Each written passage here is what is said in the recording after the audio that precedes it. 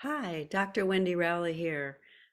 This is the fourth series in the Heartfield series that we're doing today. And there was a break. I said this would be a weekly, but I had to get a better microphone and a little transmitter box for it. And that required research and then getting used to it, as well as every once in a while, my business gets busy in other regards. So I'm sorry for the pause, but we should be up on a more regular schedule now, like I said. And so today in the Heart series, what I'd like to talk about is words and our feeling and our thinking and our energy anatomy with that, and a little bit of interplay with the heart. So you have your astral energy. It's often referred to in energy work. That's your feeling and feeling nature.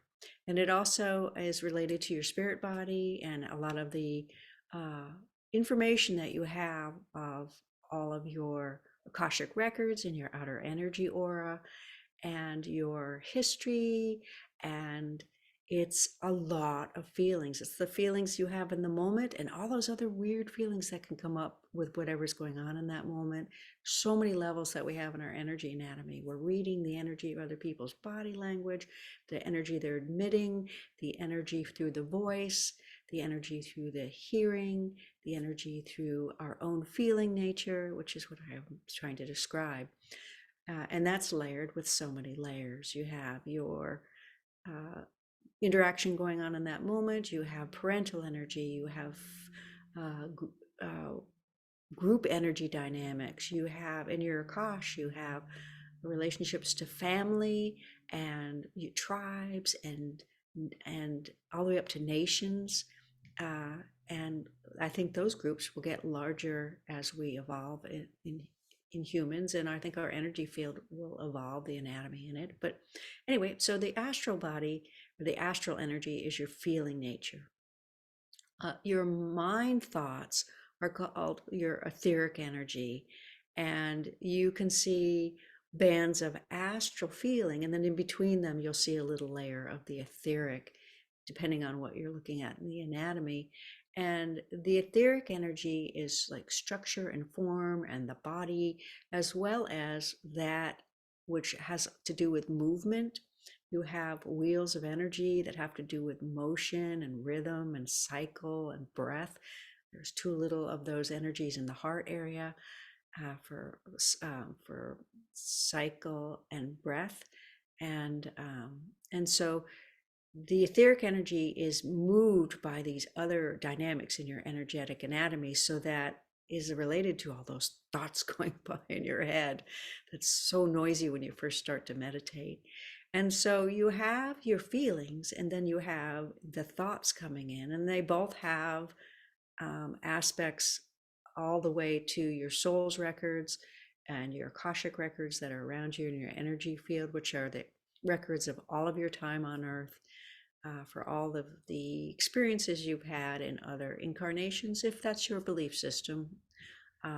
But I speak that way because it's a way to either describe energy or it is a truth. You have to decide these things for yourself. But it's pretty common knowledge now, and it has been recorded way back in ancient history. People have spoken of these types of energies. So you have interactions with people which can be so tricky because some person might be reacting to a feeling over something going on, and another person might be reacting to one word you used in trying to describe your feelings. And it gets so tricky because then if they have a similar feeling within them, they take your words, and we vibration comes at us and we experience it in our energetic anatomy, and then we put out a response to that vibration, which actually only goes out to the edge of our aura. I have an interesting experience of seeing that once, which I can't get into in this short time we have, but so it reverberates. So we're like in our little bubbles with our bodies and our auras, and we're just sort of vibrating in those bubbles, but it vibrates to a place where other people feel that energy. So some people will be reacting to a word. And so once we have an experience and we have a reaction or a response to the vibration that came at us, that energy vibrates out, and it has um, an effect on instigating things in our aura related to our Akashic records, our childhood experiences, our experiences through our life. And so we experience the things outside of us as being an inner experience. So when someone reacts to a word that you say, what they're really reacting to is the vibration within themselves that's resonating to that word in some way that lights them up in a way that makes them agitated based on energy in their energy field, like a little stuck energy or a block or a frozen piece of time where they didn't feel loved or they didn't love or whatever disharmony is where we fall out of the flow of energy. Tricky stuff to talk about. So it can be so tricky having communication with some folks or pretty much humans in general, and to keep it in a professional manner and to keep our feelings separate from the words is a very tricky dynamic. And sometimes we get messy and those things spill over. So it's really important, I think, to forgive ourselves when we have a moment where maybe we didn't mean to say that, but we're trying to describe our feelings, or someone else is trying to describe their feelings. I think the tricky part is when both parties are not trying to communicate, when the communication breaks down.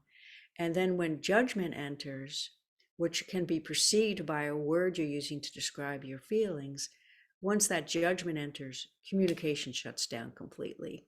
It just is not an energy that allows flow in that energy field. So I just wanted to talk about the awareness of the trickiness of the dynamics of people and to not feel bad, which is a very hard thing to do as a human, when someone else has a bad reaction to things that we said. And you can try to explain and explain and explain, and sometimes it's just they can't get past that. They still have a bad feeling about what you said. And the funny thing is that no one really has the power over us to make us feel a certain way. We allow that to happen to us. And the truth of the matter, I feel, is that we're responsible for our feelings.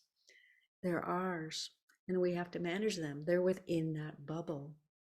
And so maybe someone else's behavior or words weren't great, but as a human, we have to say, well, life is messy and that's tricky, and we're doing the best we can. And I have to decide what I feel about the situation and what's the best, maybe for both of us or for me. It's really the best you can do. So anyway, I'm going to give the floor over to Alania, who you are getting familiar with, and see what she wants to say about the heart field today. But I just wanted to bring that up because it's the trickiest part, I think, about being human. It really is the part that makes life hard, that human to human interaction with others. All right.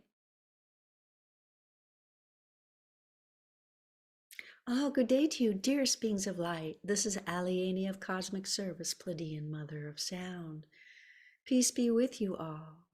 And on this day, we are going to segue about sound and the creational energy and about how the higher self picks up things from the Akashic records in your aura field between two people in their bubbles, as she was trying to explain it from her viewpoint of seeing it as a clairvoyant healer. So she is right, and we're going to actually tell the story that she experienced because it is a very good story to help people realize that everything within them is their own vibration that they feel. She saw a man who was a father-in-law in this instance, and his daughter-in-law, and they didn't get along. And so she got up to do something and crossed his path, and he made a kind of a ooky face, and a disharmonious sort of wave came out of his heart. And she saw that go to the edge of his aura. Your aura has an edge. and you're in that. And that's the inner torus that we've mentioned. And that energy kind of went, ooh, and it went to the end. And it kind of vibrated there and it went in back in a little bit. And she has noticed that when the energy doesn't go all the way back to the human in this loop, that they don't always have the awareness of their feelings. And so here was a man who had a match with whatever the disharmony was with his daughter-in-law, that they would then say, well, it's the other person, it's them, it's not me.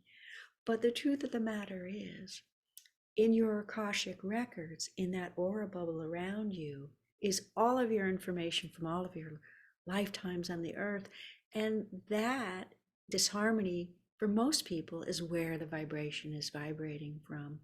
So anything you feel that is out of harmony, in some ways, it's within you. It's within your history of your feeling and thinking nature from some time prior. And it is true that many have come forward and written books that your thoughts are pretty much the past. Because when you are in the now, in your present awareness, in meditation, or in attunement, or in those moments where you just sort of get a little bit spaced, which can happen after a healing, believe it or not, because you're in a new space. So you do a healing and you're in a new space and something's been let go and your soul brings in a new energy. And you, for a little bit of a time, you're kind of like in between. So that's an aside, but so your space is vibrating to what others have going on in them and you and them.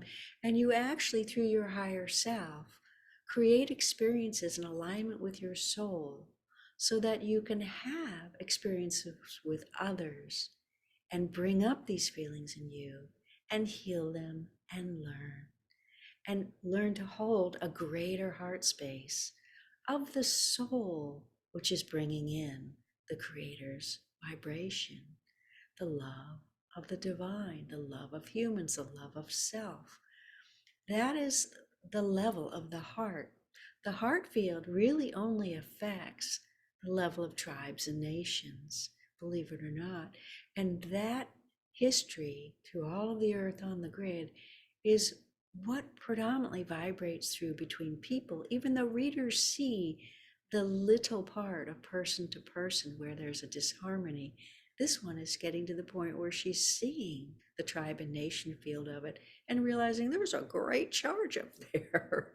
What is that? And she's going to figure that out soon. But anyway, so we wanted you to have an understanding that all that you experience, even though it is unpleasant, is actually purposeful. And when you have a disharmony with someone, or the words, or the this or that, it's so that you could both have an experience of learning. Whether the other person chooses to learn, chooses to be introspective, has the energy coming back to them in any of those 7 chakras, or the 5 lesser chakras, or the 5 higher chakras, that make 12 chakras in some systems, but most people work with the 7 in the Americas. And that is a vibration of somewhere in that body of the memory. And that comes in up the top of the crown, vibrates in the field, comes into the top, vibrates through the chakra and into the body and the feeling. So that's why we always say meditation is a good thing, to watch yourself go by. So we wanted you to have understanding that people say, well, I want to make my life and my work and my creation perfect. And I don't want anything bad to be in that. The truth of the matter is that doesn't exist in the human plane at this time of the level of evolution that you are at. There will always be the polarity. There's always going to be some parts that are uncomfortable, some parts that you wish you had done better in, some parts that you wish you didn't have to experience with others where it didn't go better with them. But as you get older and you get a little more used to life, it does get a little easier. And so we just want you to have compassion for yourself and for others, to realize that it is all purposeful, that everything is purposeful and benevolent, and behind all creation is the evolution of love. We will talk more about this in our next episode. Peace be with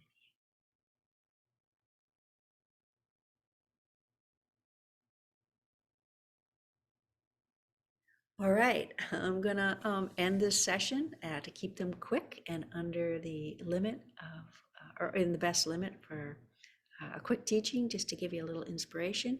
And I'll see you next time. Peace be with you too. Bye-bye.